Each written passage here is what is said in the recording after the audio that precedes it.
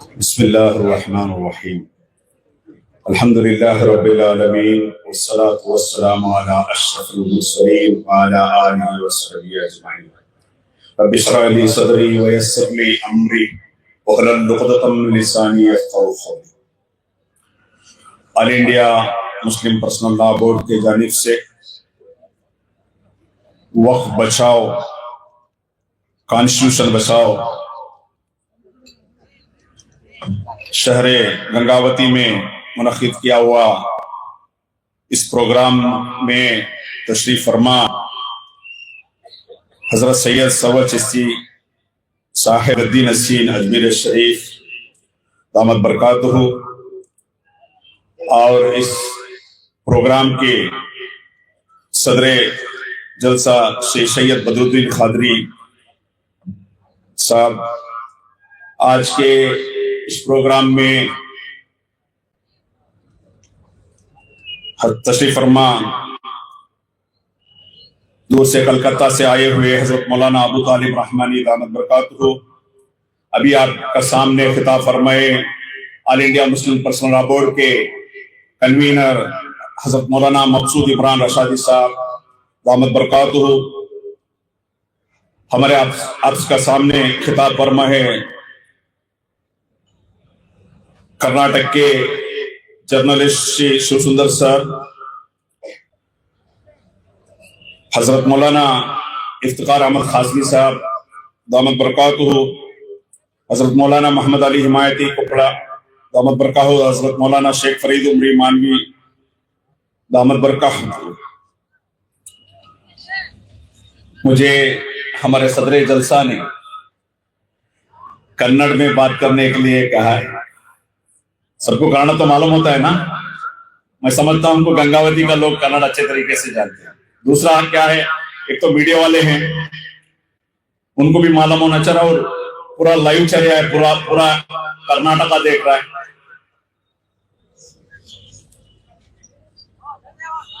ಇಲ್ಲಿ ನನ್ನ ಮುಂಭಾಗದಲ್ಲಿರುವಂತಹ ನನ್ನೆಲ್ಲ ಸಹೋದರ ಸಹೋದರಿಯರೇ, ಪತ್ರಕರ್ತ ಮಿತ್ರರೇ,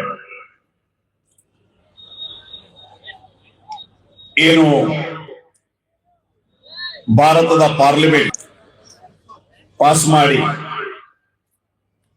ಭಾರತದ 20 ಕೋಟಿ ಮುಸಲ್ಮಾನರಿಗೆ ಅಪಚಾರ ಎಸಗಲಾಗಿದೆ। ಯಾಕೆ ಈ ಕಾನೂನನ್ನ ನಾವು ವಿರೋಧಿಸ್ತೇವೆ, ಈ ಕಾಯ್ದೆಯನ್ನ ಯಾಕೆ ವಿರೋಧಿಸ್ತೇವೆ? ಭಾರತೀಯ ಮುಸಲ್ಮಾನರು ಸೇರಿದಂತೆ ಈ ದೇಶದ ಸಂವಿಧಾನ ಪ್ರೇಮಿಗಳು ಯಾಕೆ ವಿರೋಧಿಸ್ತೇವೆ ಅಂತ ಹೇಳಿದ್ರೆ, ಒಬ್ಬ ಮುಸಲ್ಮಾನನಿಗೆ ಒಂದು ಕಣ್ಣು ಶರಿಯತ್ ಆದ್ರೆ ಇನ್ನೊಂದು ಕಣ್ಣು ಸಂವಿಧಾನ, ಒಂದು ಕಣ್ಣು ಶರಿಯತ್ ಆದ್ರೆ ಇನ್ನೊಂದು ಕಣ್ಣು ಸಂವಿಧಾನ, ಈ ಎರಡಕ್ಕೂ ವಿರೋಧವಾಗಿದೆ। ಅಂದ್ರೆ ಭಾರತೀಯ ಮುಸಲ್ಮಾನರು ಅಂದ್ರೆ ಇಡೀ ವಿಶ್ವದ ಮುಸಲ್ಮಾನರು ಏನು ಶರಿಯತ್ತನ್ನ ಪಾಲನೆ ಮಾಡ್ತಾರೋ ಆ ಶರಿಯತ್ಗೂ ವಿರೋಧವಾಗಿದೆ। ಅದೇ ರೀತಿ ಈ ದೇಶದ ಸಂವಿಧಾನಕ್ಕೂ ವಿರೋಧವಾಗಿ ಈ ಕಾಯ್ದೆ ಇದು ಅನ್ನೋ ಕಾರಣಕ್ಕೆ ನಾವು ಇದನ್ನ ವಿರೋಧಿಸ್ತಾ ಇದ್ದೇವೆ। ಇನ್ನು ಈ ಕಾನೂನು ತರಬೇಕಾದ್ರೆ ಭಾರತ ದೇಶದ ಪ್ರಜಾತಂತ್ರ ವ್ಯವಸ್ಥೆಯಲ್ಲಿ ಯಾವುದೇ ಕಾನೂನನ್ನ ಜಾರಿಗೆ ತರಬೇಕಾದ್ರೆ ಅದು ಯಾರ ಹಿತಾಸಕ್ತಿಗಾಗಿ ಕಾನೂನು ಜಾರಿ ಮಾಡ್ತಾರೋ ಆ ಸಮುದಾಯಗಳ ಬೇಡಿಕೆ ಆಗಿರ್ಬೇಕು। ಉದಾಹರಣೆಗೆ ಅರಣ್ಯ ಕಾಯ್ದೆ, ಅರಣ್ಯ ಹಕ್ಕುಗಳ ಕಾಯ್ದೆ ಅಂತಿದೆ। ಅಂದ್ರೆ ಅರಣ್ಯದಲ್ಲಿ ವಾಸಿಸುವ ಏನು ಟ್ರೈಬ್ಗಳಿದ್ದಾರೆ, ಶೆಡ್ಯೂಲ್ಡ್ ಟ್ರೈಬ್ಗಳಿದ್ದಾರೆ, ಆದಿವಾಸಿಗಳಿದ್ದಾರೆ, ಅವರ ಪರವಾಗಿ ಅವರ ಹಕ್ಕುಗಳನ್ನ ಸಂರಕ್ಷಿಸಲಿಕ್ಕಾಗೋಸ್ಕರ ಆಗಿರುತ್ತದೆ ಅರಣ್ಯ ಹಕ್ಕು ಕಾಯ್ದೆ ಇರುವುದು। ಹಾಗಾಗಿ ಭಾರತ ದೇಶದ ಪಾರ್ಲಿಮೆಂಟರಿ ವ್ಯವಸ್ಥೆಯಲ್ಲಿ ಯಾವುದೇ ಕಾನೂನು ತರಬೇಕಾದ್ರೆ ಆ ಕಾನೂನು ಯಾರಿಗೆ ಬಾಧಕ ಆಗ್ತದೆ, ಯಾರ ಹಿತಾಸಕ್ತಿ ಹೇಗಿದೆ, ಅವರ ಪರವಾಗಿರ್ಬೇಕು ಅಥವಾ ಅವರ ಬೇಡಿಕೆ ಆಗಿರ್ಬೇಕು। ನಿಮಗೆ ಗೊತ್ತಿರಲಿ, ಭಾರತ ದೇಶದಲ್ಲಿ 20 ಕೋಟಿ ಮುಸಲ್ಮಾನರಿದ್ದಾರೆ। 20 ಕೋಟಿ ಮುಸಲ್ಮಾನರಲ್ಲಿ ಒಬ್ಬರೇ ಒಬ್ಬರು ಕೂಡ ನರೇಂದ್ರ ಮೋದಿಗೆ ಅರ್ಜಿ ಹಾಕಲಿಲ್ಲ ಈ ಕಾನೂನನ್ನ ತನ್ನಿ ಅಂತ ಹೇಳಿ। 20 ಕೋಟಿ ಮುಸಲ್ಮಾನರನ್ನ ರೆಪ್ರೆಸೆಂಟ್ ಮಾಡುವ ಮೆಂಬರ್ ಆಫ್ ಪಾರ್ಲಿಮೆಂಟ್ಗಳಿದ್ದಾರೆ, ಮೆಂಬರ್ ಆಫ್ ಲೆಜಿಸ್ಲೇಟಿವ್ ಅಸೆಂಬ್ಲಿಗಳಿದ್ದಾರೆ. ಅದೇ ರೀತಿ ಬಹಳಷ್ಟು ಸಂಘಟನೆಗಳಿದೆ. ಇಡೀ ದೇಶೀಯ ಮಟ್ಟದಲ್ಲಿರುವ all India Muslim personal law board ಇರ್ಬೋದು. ಈ ರೀತಿ ಹಲವಾರು ಸಂಘಟನೆಗಳಿದೆ, ಹಲವಾರು ಧಾರ್ಮಿಕ ನೇತಾರರಿದೆ. ಯಾರೂ ಕೂಡ ನರೇಂದ್ರ ಮೋದಿಗೆ ಅರ್ಜಿ ಹಾಕಿಲ್ಲ ಇಂತಹ ಒಂದು ಕಾನೂನನ್ನ ತನ್ನಿ ಅಂತ ಹೇಳಿ. 1995ರಲ್ಲಿ ತಂದ ವಕ್ಫ್ ಕಾನೂನು ಏನಿದೆ ಅದಕ್ಕೆ ನಾವು ಅನುಮೋದನೆಯನ್ನು ಕೊಟ್ಟಿದ್ದೇವೆ, ಅದನ್ನ ಆಚರಣೆಯನ್ನ ಮಾಡ್ಕೊಂಡು ಬಂದಿದ್ದೇವೆ. ಇನ್ನು ಬಹಳ ಮುಖ್ಯವಾಗಿ ನಾವು ಈ ಕಾನೂನನ್ನು ಯಾಕೆ ಒಪ್ಪೋದಿಲ್ಲ ಅಂತ ಹೇಳಿದ್ರೆ, ಈ ವಕ್ಫ್ ಆಸ್ತಿ ಅನ್ನುವಂಥದ್ದು ನರೇಂದ್ರ ಮೋದಿಗೆ, ಅಮಿತ್ ಶಾಗೆ ಅವರ ಮಾವ ಕೊಟ್ಟ ವರದಕ್ಷಿಣೆ ಅಲ್ಲ. ಇದು ಅವರ ಮಾವ ವರದಕ್ಷಿಣೆ ಆಗಿ ಕೊಟ್ಟ ಆಸ್ತಿ ಅಲ್ಲ ನರೇಂದ್ರ ಮೋದಿಗೆ, ಅಮಿತ್ ಶಾಗೆ. ಈ ಆಸ್ತಿ ಅನ್ನುವಂಥದ್ದು ಸರ್ಕಾರ ಕೊಟ್ಟ ಆಸ್ತಿಯೂ ಅಲ್ಲ. ಈ ಆಸ್ತಿ ಮುಸ್ಲಿಂ ಸಮುದಾಯದ ಮುಖಂಡರು, ಮುಸ್ಲಿಂ ಸಮುದಾಯದ ಹಿರಿಯರು, ಮುಸ್ಲಿಂ ಸಮುದಾಯದ ದಾನಿಗಳು ಅಲ್ಲಾಹನ ಹೆಸರಿನಲ್ಲಿ ಮುಸ್ಲಿಂ ಸಮುದಾಯದ ಧಾರ್ಮಿಕ, ಆರ್ಥಿಕ, ಸಾಮಾಜಿಕ, ಶೈಕ್ಷಣಿಕ ಅಭಿವೃದ್ಧಿಗಾಗಿ ದಾನವಾಗಿ ಕೊಟ್ಟದ್ದು. ಇದು ನರೇಂದ್ರ ಮೋದಿಗೂ ಅಮಿತ್ ಶಾಗೂ ವರದಕ್ಷಿಣೆ ಆಗಿ ಬಂದ ಜಮೀನಲ್ಲ ಅನ್ನೋ ಕಾರಣಕ್ಕೆ ನಾವು ಇದನ್ನು ವಿರೋಧಿಸ್ತಾ ಇದ್ದೀವಿ.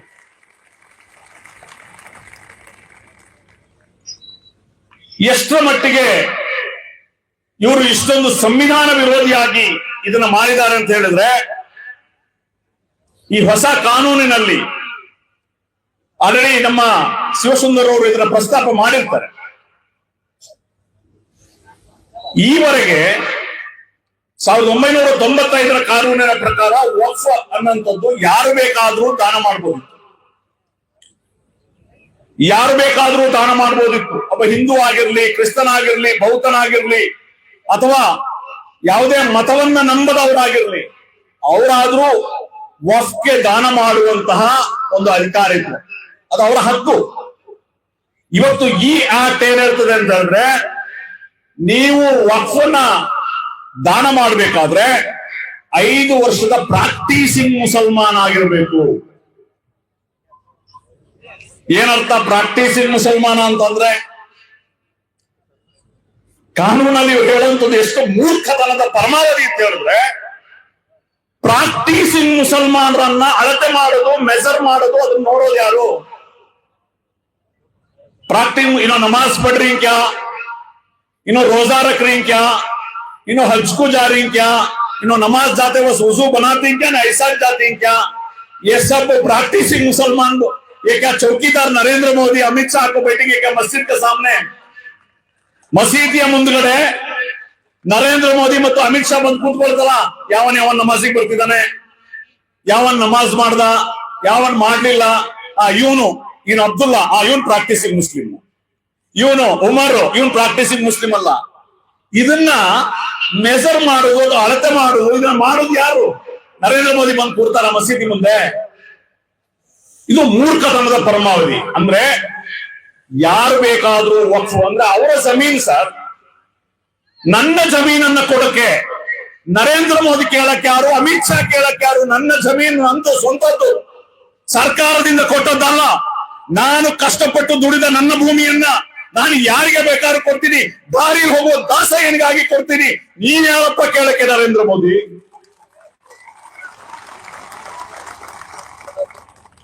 ಇದಕ್ಕೋಸ್ಕರ ನಾವು ಕಾನೂನು ಅಂದ್ರೆ ಆರ್ಟಿಕಲ್ 14ರನ್ನ ಇದು ಸ್ಪಷ್ಟವಾಗಿ ವಿರೋಧಿಸುತ್ತೆ. ಏನದು ಕ್ಲಾಸಿಫಿಕೇಶನ್ ಮಾಡಿರುವಂತದ್ದು, ಹಾಗಾಗಿ ನಾವು ಇದನ್ನು ವಿರೋಧಿಸ್ತೇವೆ. ಆರ್ಟಿಕಲ್ 15 ಕೂಡ ವಿರೋಧವಾಗಿದೆ, ಆರ್ಟಿಕಲ್ 25 ಕೂಡ ವಿರೋಧ ಆಗಿದೆ. ಆ ಕಾರಣಕ್ಕೆ ಪ್ರಾಕ್ಟೀಸಿಂಗ್ ಮುಸಲ್ಮಾನರು ಮಾತ್ರ ವಕ್ಫ್ ಮಾಡಬೇಕು ಅನ್ನುವಂತ ಇದು ಸಂವಿಧಾನ ವಿರೋಧಿ ಆಗಿರುವಂತದ್ದು. ಆ ಕಾರಣಕ್ಕೆ ನಾವು ಇದನ್ನು ವಿರೋಧಿಸ್ತೇವೆ. ಮುಸ್ಲಿಮರಲ್ಲದನ್ನ ಆಯ್ಕೆ ಮಾಡುವ ಅಥವಾ ಸೆಲೆಕ್ಷನ್ ಮಾಡುವ ಒಂದು ಸ್ವಾತಂತ್ರ್ಯವನ್ನ ಇಟ್ಕೊಂಡಿದ್ದಾರೆ. समझ में आ रही बात? तो कौन होना तो भी लिएगा, सिर्फ 8 जने मुसलमान रहना, बाकी का किसे होना तो भी ले जा. नॉर्मली बीजेपी का हुकूमत अगर कहे बोले तो किसे लेती हो? आरएसएस का कैडर को बिठाती। याद रख लो नौजवानों, वक्फ बोर्ड में दूसरी एक पॉइंट क्या है, अभी तक का वक्फ बोर्ड का कानून का मुताबिक चीफ एग्जीक्यूटिव ऑफिसर, चाहे वो सेंट्रल में हो चाहे वो स्टेट में हो, सीईओ एक मुसलमान ही होना था। आज का ये कानून में कोई भी हो सकता है, यानी कि एक आरएसएस कैडर आकर आपका वक्फ बोर्ड में सीईओ को बैठेगा। समझ में आ रही बात? सीरियस इसलिए लेना है हम लोग। ये ಇದೊಂದು ಈ ಕಾನೂನನ್ನ ಯಾಕೆ ತರ್ತಾ ಇದ್ದಾರೆ ಅಂತಂದ್ರೆ, ಈ ಕಾನೂನಿನ ಮೂಲಕ ವಕ್ಫ್ ಆಸ್ತಿಯನ್ನ ಲಪಟಾಯಿಸಲಿಕ್ಕೆ, ವಕ್ಫ್ ಆಸ್ತಿಯನ್ನ ಅದಾನಿಗೆ ಅಂಬಾನಿಗೆ ದೊಡ್ಡ ದೊಡ್ಡ ಏನು ಬಂಡವಾಳಶಾಹಿಗಳಿದ್ದಾರೆ ಅವರಿಗೆ ಬರೆದುಕೊಡ್ಲಿಕ್ಕೆ ಒಂದು ಷಡ್ಯಂತ್ರವೇ ಹೊರತು ಇನ್ನೇನು ಅಲ್ಲ. ಒಂದು ಷಡ್ಯಂತ್ರ ಇದು. ವಕ್ಫ್ ಭೂಮಿಯನ್ನ ಕಬಳಿಸಲಿಕ್ಕೆ. ಮತ್ತು ಇದು ಬಹಳ ಸ್ಪಷ್ಟವಾಗಿ ಹೇಳ್ತೇನೆ, ಇದು ನರೇಂದ್ರ ಮೋದಿ ಸರ್ಕಾರ ಮುಸಲ್ಮಾನರ ಮೇಲೆ ಸಾರಿದ ಯುದ್ಧ. ಇದು ಮುಸ್ಲಿಂ ವಿರೋಧಿ ನೀತಿ. ಇದು ಸ್ಪಷ್ಟವಾಗಿ ಇವತ್ತು ಎಲ್ಲೆಲ್ಲೂ ಈ ದೇಶದಲ್ಲಿ ಮುಸ್ಲಿಂ ವಿರೋಧಿ ನೀತಿ.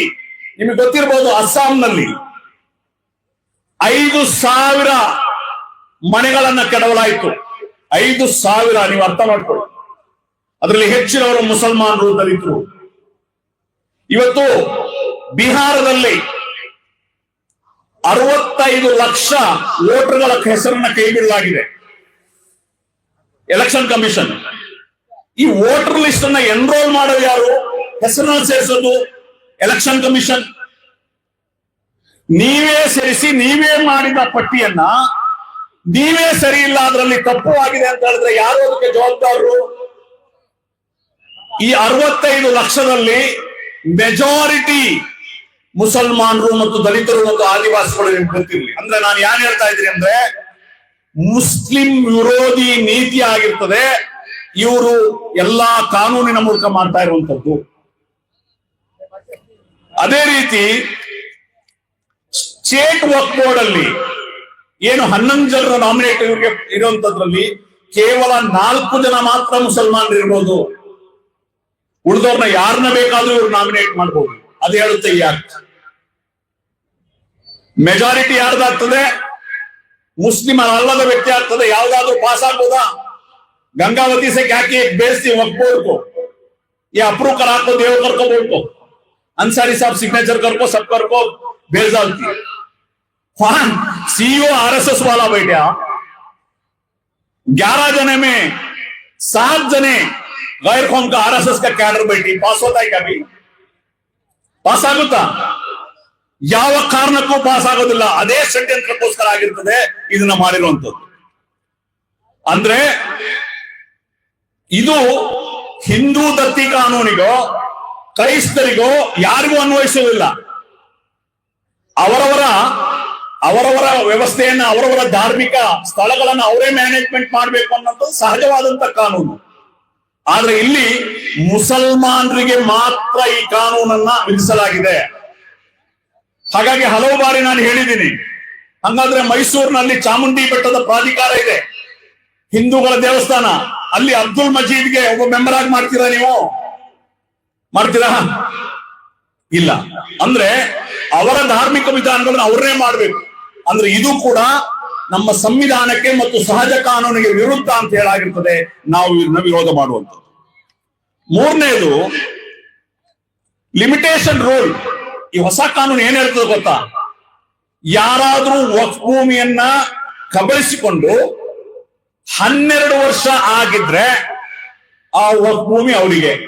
नया कानून कौन सी भी वक्फ का जमीन को लूट को 12 साल से उसमें है करके बोले तो उसे देना, ये नया कानून बोलता है. ये ಹಿಂದೂ ದತ್ತಿ ಯೋಜನೆಯಲ್ಲೂ ಬೇರೆ ಯಾವುದೇ ಧರ್ಮದಲ್ಲಿ ಇಲ್ಲ, ಮುಸಲ್ಮಾನರಿಗೆ ಮಾತ್ರ ಇದನ್ನ ಅಪ್ಲೈ ಮಾಡಿದ್ದಾರೆ. ಹಾಗಾಗಿ ನಿಮ್ಗೆ ಗೊತ್ತಿರಲಿ ಒಂದು ಉದಾಹರಣೆ. ಮುಖೇಶ್ ಅಂಬಾನಿ ಇದಾರಲ್ಲ, ಅಂಬಾನಿದೊಂದು ಮನೆ ಇದೆ ಮುಂಬೈಯಲ್ಲಿ, ಆಂಟಿಲಾ ಅಂತ ಹೇಳಿ. ಗೊತ್ತಿದೆ ನಿಮ್ಗೆ?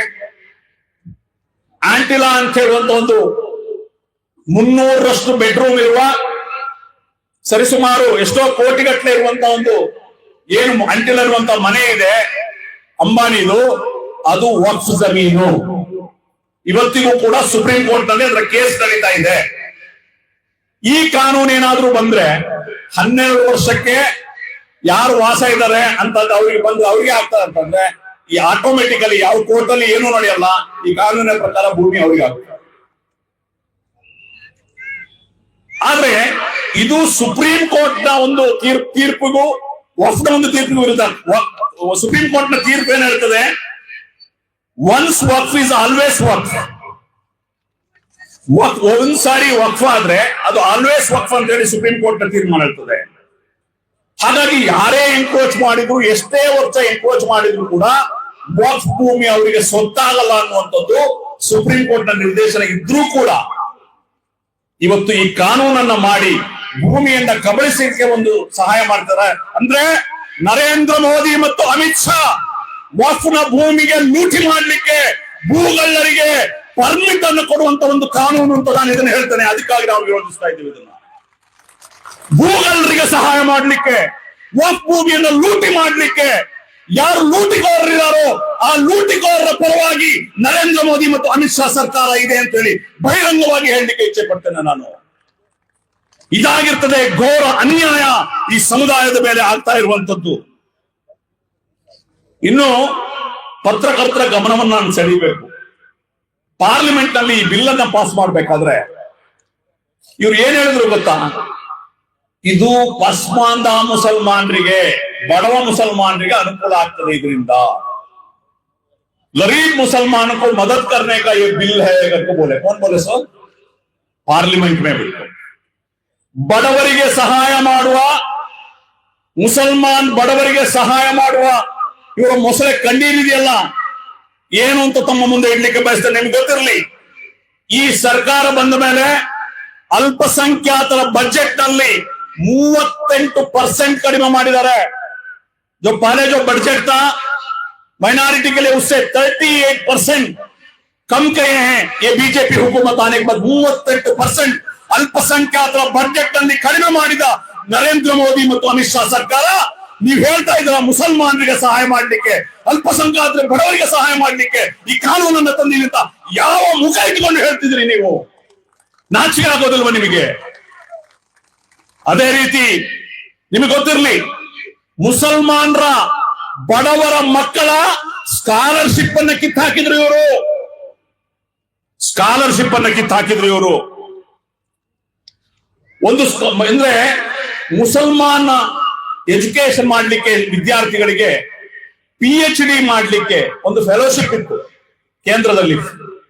ಮುಸಲ್ಮಾನರು ಫೆಲೋಶಿಪ್ ಮಾಡ್ಲಿಕ್ಕೆ ಅಂದ್ರೆ PhD ಮಾಡ್ಲಿಕ್ಕೆ ಒಂದು ಫೆಲೋಶಿಪ್ ಇತ್ತು. 35,000 ತಿಂಗಳಿಗೆ ಕೊಡ್ತಾ ಇತ್ತು. ಸರಿಸುಮಾರು ಆವರೇಜ್ ಒಂದು ವರ್ಷಕ್ಕೆ 700 ವಿದ್ಯಾರ್ಥಿಗಳಲ್ಲಿ ಎನ್ರೋಲ್ ಆಗ್ತಾ ಇದ್ರು. ಆ ಫೆಲೋಶಿಪ್ ಅನ್ನ ಕಟ್ ಮಾಡಿದ್ರು ನರೇಂದ್ರ ಮೋದಿ ಅವರೇ, ಅಮಿತ್ ಶಾ ಅವರೇ. ಬಡವರಿಗೆ ಸಹಾಯ ಮಾಡ್ತೀನಿ ಅಂತ ಹೇಳುವ ನಿಮ್ಮ ಈ ಸುಳ್ಳು ಮುಸಲ್ಮಾನರನ್ನ ಉನ್ನತ ವಿದ್ಯಾಭ್ಯಾಸಕ್ಕೆ ಹೋಗುವ ಫೆಲೋಶಿಪ್ ಅನ್ನ ಕಟ್ ಮಾಡುವುದರ ಮೂಲಕ, ಅದನ್ನ ತೆಗೆದುವುದರ ಮೂಲಕ ನೀವು ಅನ್ಯಾಯ ಮಾಡಿದ್ದನ್ನ ಈ ಸಮುದಾಯ ಮರೆತಿಲ್ಲ ಅನ್ನುವಂಥದ್ದು ನಿಮಗೆ ನೆನಪಿಸಲಿಕ್ಕೆ ಬಯಸ್ತೇನೆ. ಮಕ್ಕಳ ಸ್ಕಾಲರ್ಶಿಪ್ ಅನ್ನ ಕಟ್ ಮಾಡಿದವರು, ವಿದ್ಯಾರ್ಥಿಗಳ ಫೆಲೋಶಿಪ್ ಅನ್ನ ಕಟ್ ಮಾಡಿದವರು, ನೀವು ನಿಜವಾಗ್ಲೂ ಬಡವರಿಗೆ ಸಹಾಯ ಮಾಡೋದಾ? ಇದೆಲ್ಲವೂ ಕೂಡ ಗೋಸುಂಬೆತನ. ಒಂದೇ ಒಂದು ಇವರು ವಕ್ಫ್ನ ಆಸ್ತಿಯನ್ನ ಲೂಟಿ ಮಾಡಬೇಕು ಅಷ್ಟೇ, ಬೇರೆ ಏನು ಇದರಲ್ಲಿ ಇಲ್ಲ ಅನ್ನೋದನ್ನ ನಾವು ಅರ್ಥ ಮಾಡ್ಕೊಳ್ಳೋಣ. ಹಾಗಾಗಿ ಬಂಧುಗಳೇ, ಆಲ್ರೆಡಿ ಸುಪ್ರೀಂ ಕೋರ್ಟ್ ನಲ್ಲಿ ಈ ಕೇಸ್ ನಡೀತಾ ಇದೆ. ಕರ್ನಾಟಕದಿಂದ ಹಜರತ್ ಮೌಲಾನಾ ಮಕ್ಸೂದ್ ಇಮ್ರಾನ್ ಸಾಹೇಬ್ ಕೂಡ ಒಂದು ಪಿಟಿಷನ್ ಹಾಕಿದ್ದಾರೆ. ನಾನು ಕೂಡ ಒಂದು ಪಿಟಿಷನ್ ಅನ್ನು ಹಾಕಿದ್ದೇನೆ. ಸುಪ್ರೀಂ ಕೋರ್ಟ್ ನಲ್ಲಿ ಕೇಸ್ ನಡೀತಾ ಇದೆ. ಈಗ ಸದ್ಯಕ್ಕೆ ಸ್ಟೇ ಆಗಿದೆ, ಕೋರ್ಟ್ ನಲ್ಲಿದೆ. ಏನೋ ನಮಗೆ ರಿಲೀಫ್ ಸಿಗ್ಬೋದು, ज्यादा उम्मीद रखो नको. बाबरी मस्जिद का जजमेंट क्या हुआ आप जानते हैं. कर्नाटका में हिजाब का जजमेंट क्या हुआ आप जानते हैं. बहुत बड़ा उम्मीद, बहुत बड़ा भरोसा रख लेकर रहो को. क्या करना है हम लोग? अल्हम्दुलिल्लाह हमारे लीडर्स, हमारे जिम्मेदारान हमारे वकील इसमें जद्दोजहद करेंगे, लड़ेंगे, मगर जब तक हम लोग सड़क में नहीं आते, जब तक हम लोग एहतजाज नहीं करते, हमारा एहतजाज जारी नहीं रखते, कोई भी हमारे इश्यू एड्रेस नहीं होने वाला नहीं है। याद रख लो, ಯಾವುದೇ ನಮ್ಮ ಸ್ವಾಭಿಮಾನದ ಹಕ್ಕುಗಳಿಗೆ, ಸಂವಿಧಾನಬದ್ಧ ಹಕ್ಕುಗಳಿಗೆ ಹೋರಾಟ ಮಾತ್ರ ನಮ್ಮನ್ನ ರಕ್ಷಣೆ ಮಾಡಲಿಕ್ಕೆ ಸಾಧ್ಯ ಅನ್ನುವಂತ ಕಟು ಸತ್ಯವನ್ನ ನಿಮಗೆ ತಿಳಿಸಲಿಕ್ಕೆ ಬಯಸ್ತೇನೆ। आज आकर इस जलसे में आकर फिर रिटर्न गए तो हो गया, हम जलसे में आ गए, पूरा सही हो गया, नहीं। इस कौम जो फेस कर रहा है हर दिन जुल्म, हर दिन नाइंसाफी, इसके बारे में फिक्र करना है, जद्दोजहद करना है, मेहनत करना है। कम से कम कौन इसको कर रही, उनको तो तायद करना है, उनको तो मदद करना है। अफसोस होता है कौम के बारे में सोचे तो, क्या कौम है ये, क्यों इसका ऊपर इतना बड़ा आटम बम तुम्हारा सर पे है, फिर भी फिक्र नहीं है। हम मस्त थे, बड़े बड़े शादियां करने में, बड़े बड़े प्रोग्राम करने में, एंजॉय करने में, लाइफ एंजॉय करने में बिजी हैं। कोई भी लोग इस कौम का जो ऊपर होने वाला जुल्म, नाइंसाफी का बारे में फिक्र करने वाले बहुत कम लोग। ಇನ್ನೊಂದು ವಿಚಾರ ನಾನು ಹೇಳಲಿಕ್ಕೆ ಬಯಸ್ತೇನೆ ಇದರಲ್ಲಿ, ಈಗ ಇವರು ಈ ಕಾನೂನಿನಲ್ಲಿ ಒಂದು ಪೋರ್ಟಲ್ ಮಾಡಿದ್ದಾರೆ, ಒಂದು ಆಸ್ತಿಗಳ ನೋಂದಾವಣೆ ಮಾಡಬೇಕು ಪೋರ್ಟಲ್ ಮಾಡಿದ್ದಾರೆ। ಆ ಪೋರ್ಟಲ್ ನಲ್ಲಿ 13 ಕ್ವಶನ್ಗಳಿದೆ। मुतवल्ली से ही कितने हैं मुतवल्ली से यहाँ बेटी का मुतवल्ली बहुत है ना। नया पोर्टल आया है, 13 क्वेश्चन है उसमें। 13 क्वेश्चन में 10 क्वेश्चन कोशिश कर सकते हैं, मगर 3 क्वेश्चन बहुत खतरनाक है। वाकिफ का फोटो होना, जो वक्फ किया वाकिफ का फोटो होना है। कहां से लाएंगे हम? शाहजहां का फोटो कहां से लाएंगे हम लोग? सुप्रीम, ये जो ताजमहल के बारे में बोलता हूं, 1972 में ताजमहल को वक्फ करे सुन्नी वक्फ बोर्ड उत्तर प्रदेश, ताजमहल को वक्फ करे, वक्फ यानी वक्फ गेजेट करे। उनकी जो फिस्ताही ताकत है, सुप्रीम कोर्ट को गए। सुप्रीम कोर्ट वाले क्या पूछे मालूम? शाहजहां लिखा हुआ वक्फ डीड लेने का बोले, शाहजहां का वक्फ डीड लेने का बोले सुप्रीम कोर्ट। ये हालत है। एक तो वाकिफ का फोटो होना है, कहां से लाएंगे? 100 साल 200 साल 300 साल जो वक्फ किया हुआ वो वाकिफ को कहां से ढूंढेंगे? दूसरा, वक्फ डीड पूछते हैं ये लोग, वक्फ डीड भी ये लोग पूछ रहे हैं। ये सब कहां से लाएंगे? इसका ऊपर बहुत गौर फिक्र करना है। मैं मौलाना मकसूद इमरान साहब को दरखास्त करता हूं, इसके बारे में सीएम को हम सीरियसली बात करना है। कम से कम कर्नाटका में ये रोको, होता नहीं है। वाकिफ का फोटो लाना या वक्फ डीड लेने होना नहीं होता। कहां से लेंगे? खबर को जाना पड़ेगा हम लोग। वक्फ डीड लेवल को शहीद मिले टिप्पू सुल्तान रहमतुल्लाह अलैह के पास वक्फ डीड लिए होते, कहां से डालेंगे हम लोग? तो कर्नाटका का, कम से कम कर्नाटका का हुकूमत इसको रोकने का कोशिश करना है, या नहीं तो कर्नाटका का हुकूमत एक रिट पिटीशन जाना है। कम से कम ये सब्जेक्ट में रिट पिटीशन जा सकते हैं लोग, ये सब्जेक्ट होने वाला नहीं है। ये 2 चीज। तो भाइयों, बुजुर्गों, दोस्तों, मां बहनों, ज्यादा वक्त नहीं लेते हुए आइंदा हम लोग क्या करना, कम से कम आपको अल्लाह ताला ने 24 घंटा दिया है। कितना दिया? 24 घंटा दिया। एक 10 घंटा आपको कारोबार करने या काम करने के लिए उसको यूटिलाइज करो। एक 8 घंटा आपको क्या करने के लिए? सोने के लिए, नींद के लिए। आजकल मोबाइल आके वो भी हराम कर दिया। 8 घंटे को 6 घंटे को लेके आया या 5 दिन का लेकर 2 घंटा हमारा फैमिली उधर उसके लिए। कम से कम इस कौमो मिल्लत के लिए दिन में 4 घंटा फिक्र करने का, काम करने का कोशिश करो मेरा नौजवान साथियों। दिन में 4 घंटा इस कौम के लिए, इस उम्मत के लिए, इस शरीयत के लिए, इस कॉन्स्टिट्यूशन के लिए काम करने का कुछ तरीका, अलग अलग तरीका है। बहुत सारे तंजीमें हैं, पॉलिटिकल पार्टी है, उलेमा ऑर्गेनाइजेशन है, कौन सी आपको मुनासिब समझते हैं उसमें फिक्र करो। अगर ऐसा नहीं करेंगे हमारे आने वाले नस्ल बर्बाद हो जाएगा। आने वाला नस्ल हम लोग को कोसेगा। क्या माप थे, क्या मामू थे, क्या भाई थे, हमारे लिए कुछ नहीं करे, खाए पिए, शादियां करे, मस्त करे और मर गए। इस उम्मत को, इसका शरीयत को, इस कॉन्स्टिट्यूशन को बचाने के लिए कोई फिक्र नहीं करे। हमारा आने वाला नस्ल हम लोग को कोसेगी। इसलिए भाइयों, बुजुर्गों, दोस्तों, इसका ऊपर फिक्र करें और काम करें। मैं अल्लाह से जो दुआ करता हूं, ये जो भी मेहनत हम लोग को, हम तमाम लोग मिलकर चला रहे हैं, अल्लाह ताला इसमें कामयाबी अता फरमाए। व आखिरु दवाना अनिल हम्दुलिल्लाहि रब्बिल आलमीन। अस्सलामु अलैकुम व रहमतुल्लाहि व बरकातुहू।